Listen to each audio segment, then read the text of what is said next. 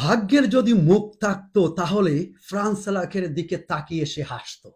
বিশ্বের ইতিহাসে সে এমন এক ব্যক্তি যে 7 বার মৃত্যুর মুখ থেকে ফিরে এসেছে। প্রথমে ট্রেন দুর্ঘটনা, তারপরে প্লেন, তারপর বাস, তারপর কার, অবশেষে 1000 কোটি টাকার লটারিও জিতে যায়। আসসালামু আলাইকুম বন্ধুরা। আমার আঞ্চলিক ভাষায় একটা প্রবাদ আছে, রাখে আল্লাহ মা রেখে। 1962 সালে ফ্রান্স আলেক ক্রোয়েশিয়ার ট্রেনে হয়ে অন্য শহরে যাবে। সেই ট্রেন চলিত অবস্থায় সেই ট্রেনের রাস্তায় কোনো একটা বড় বিপজ্জনক দুর্ঘটনা ঘটে যায়, যার কারণে সেই ট্রেনের রাস্তা থেকে একটি বরফের নদীতে পড়ে যায়। সেই দুর্ঘটনায় যারাই সেই ট্রেনে বসা ছিলেন সব যাত্রীরা মারা যায়, কিন্তু সেই বরফের নদী থেকে সাঁতার কেটে সাথে একজন বৃদ্ধ মহিলাকে নিয়েও সেই ফ্রান্স আলেক বেঁচে যায়। তার ঠিক 3 বছর পর তার বৃদ্ধ মা খুবই অসুস্থ। তার জন্য সে একটা প্লেনের টিকিট নেয়। প্লেনটি আকাশে ওঠার পর প্লেনের দরজার পাশে আগুন লেগে যায়। ধাও ধাও করে প্লেনের মধ্যে আগুন জ্বলতে থাকে। প্লেনের দরজার অংশ জ্বলে ঠাস করে বাতাসের সাথে চলে যায়। সেই অবস্থায় উড়ন্ত প্লেন থেকে ফ্রান জাম্প দিয়ে দেয়। আকাশের মধ্যেই সেই প্লেন ব্লাস্ট হয়ে যায়, 37 জন যাত্রী মারা যান।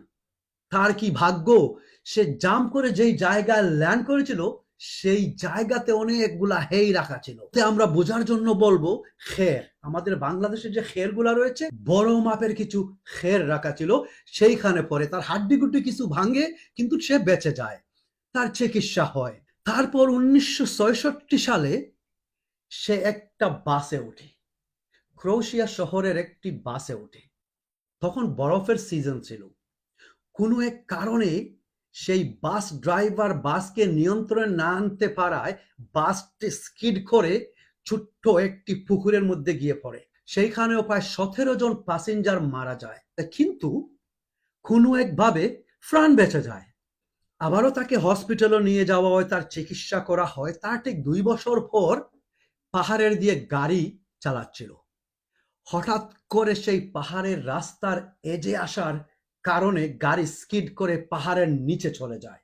সেই নিচে যাওয়া অবস্থায় কোনো একভাবে সে গাড়ির দরজা খুলে একটা গাছের মধ্যে লাফ দিয়ে ধরে ফেলে।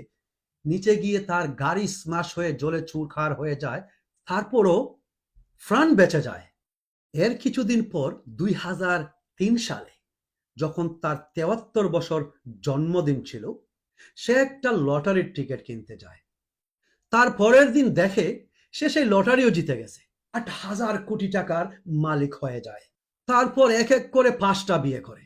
অবশেষে যখন সেই 73 বছর বয়সে 20 বছরের একটি মডেল সুন্দরীকে সে বিয়ে করে, তখনই তার এই কাহিনী পাবলিকের সামনে বা নিউজের সামনে আসে। অবশেষে 2016 সালে তার বৃদ্ধ বয়সে সে তার সব সম্পদ তার আত্মীয় একনাদের মধ্যে দান করে দেয়।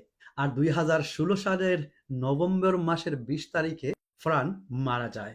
আর তাই এই ফ্রানকেই ইতিহাসের পাতায় বিশ্বের লাকিয়েস্ট ম্যান বা ভাগ্যবান মানুষ হিসেবেই পরিচিত। এইরকম ভাগ্যবান কি বন্ধুরা আপনাদের জানা মতো কেউ আছে?